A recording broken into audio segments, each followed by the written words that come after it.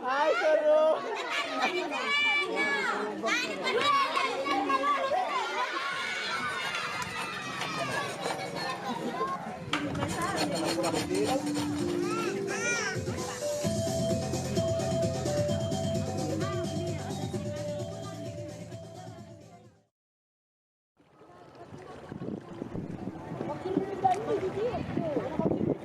Ini ada dua baget ke Mangarinda nih. Pakai hati. Nah, sedikit.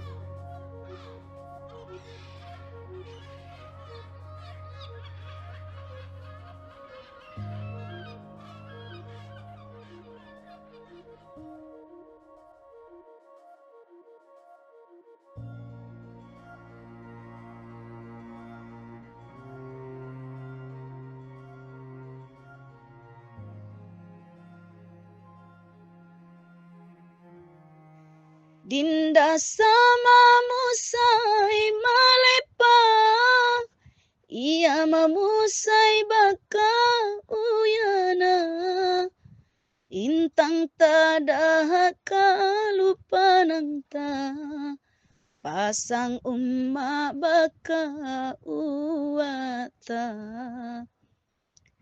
Na intang ko pasang ato aku, nadahada di anak duraka, pasangku ka anak sama, dahakang duraka ka ato adi.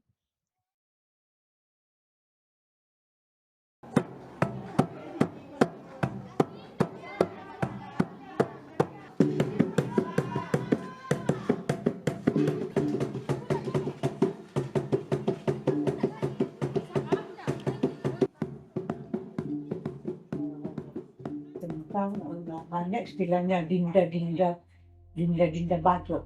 Dinda bajo perempuan yang paling kuat, yang paling ya diandalkanlah, berani, ada ilmu, berilmu. Memangnya kalau kita dulu pendekar, bisa bela diri, pokoknya semuanya. Perempuan. Ya. Jadi perempuan bajo tidak hanya mengasuh anak ya, Bu? Tapi mereka memang betul-betul turun ke laut. Iya. Hari ini. Iya. Karena apa? Harapannya kan hanya di laut. Kalau orang bajo tidak punya lahan kebun, hanya mengharapkan hasil di laut. Sedangkan itu ikan itu kan pindah-pindah. Tinggal Tuhan menguasa bagaimana caranya kita mendapatkan rezeki itu. Tergantung kita, amal kita bagaimana, doa kita bagaimana. Ya itu saja. Mau gimana? Makanya orang bajo di mana-mana dia melihat kemana yang ada karangnya, yang ada ikannya di situ.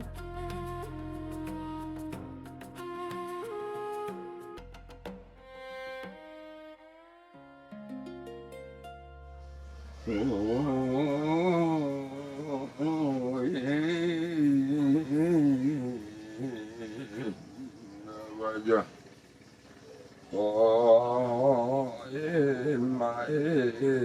Ya kita mati dalam bajunan mana niat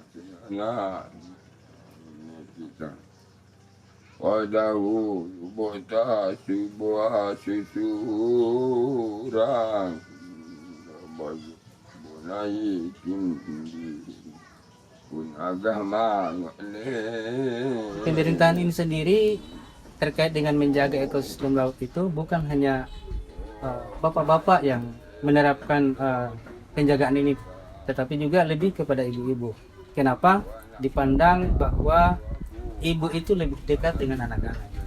Nah, maka caranya adalah kami sebagai orang tua atau sebagai bapak-bapak atau nelayan pada umumnya, bapak-bapak itu memberi contoh menjaga ekosistem seperti apa, dan itulah yang disampaikan kepada ibu, dan ibu juga meneruskan kepada anak-anak. Karena pada dasarnya seperti apa yang saya katakan tadi, ibu itu dekat sekali dengan anak dan bentuk komunikasinya itu lebih dekat.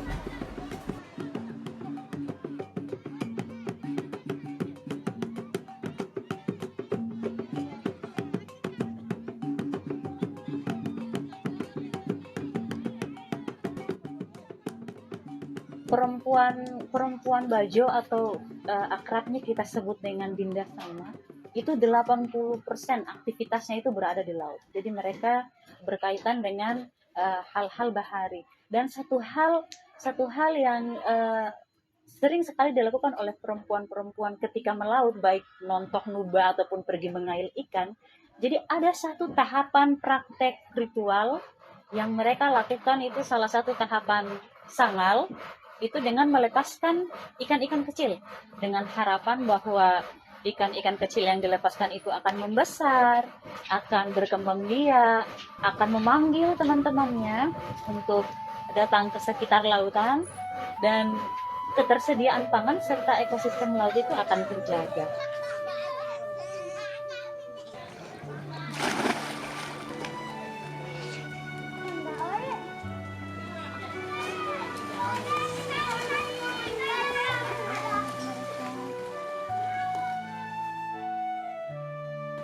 Kalau kita membawa anak itu yang utama paling umum kita ajarkan tidak boleh membuang sampah di laut.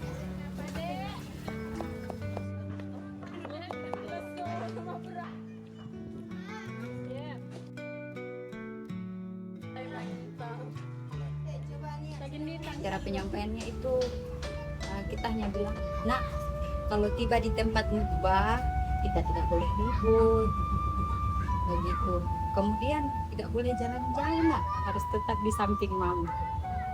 Itu berarti lebih ke hubungan, Iya, kewaspadaan. Karena kan kita umumnya laut. Jangan sampai terjadi hal-hal yang tidak kita inginkan begitu. Pengalaman yang paling berkesan pas saya di bawah nonton itu sama orang tua saya itu pas kita tangkap ikan pakai sampah. Itu serunya minta ampun. Apalagi ikannya melawan, berteriak di atas perahu. Iya, itu seru sekali itu kalau nonton.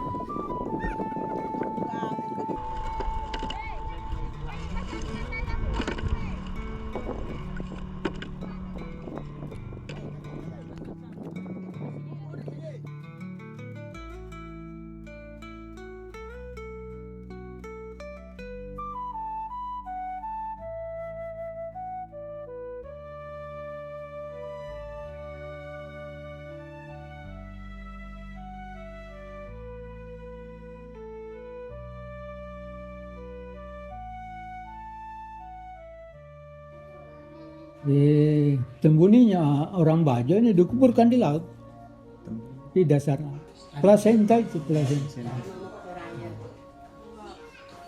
dasar laut, di permukaan dasar laut. Kalau dulu rumah-rumah ini belum ada timbunan, masih air, di atas air rumah-rumah ini, itu di depan tangga itu tembunnya, tangga depan rumah. Kalau dikemas, dibungkus, dibuat, ditenggelamkan di depan. Nah, bedanya dengan orang darat, selain orang Bajo, orang darat itu di darat dikuburkan. Nah, itu perbedaan yang berdasar antara Bajo dengan orang di darat.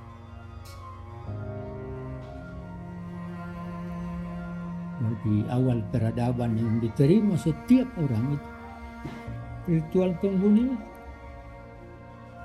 ya bayu itu yang pertama, peradaban yang pertama sudah. Pertama manusia lahir, yakni asal usul kejadian manusia. Ini perjalanan yang sudah lama sekali. Sebab setiap dilakukan ritual duata itu mesti ada bendera itu. Bendera itu bendera orang Bayu. Bendera ula-ula. Ula-ula itu berasal dari bahasa Arab itu. Dari kata al-ula. Mula-mula, permulaan, awal mula, asal usul. Silsilah. Itu bendera. Jadi bendera yang memang dari dalam kitab sejarahnya ada sejarah kuno ini. Namanya sejarah itu Dopuli.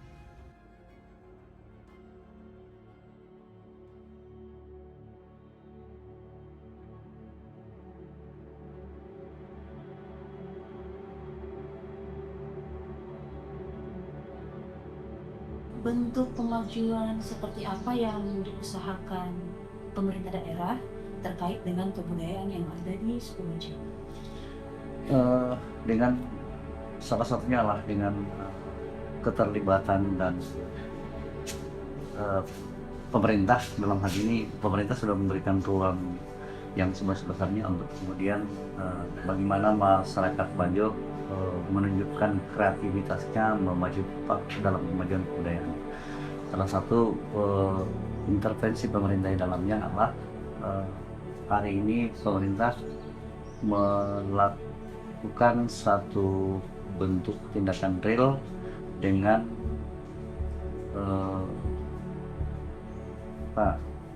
memberi ruang sepenuhnya kepada masyarakat Bajo. Salah satu diantaranya adalah dengan munculnya Festival Bajo kemarin, itu pemerintah daerah telah mengagendakan sebagai kalender event Kabupaten Wakatobi.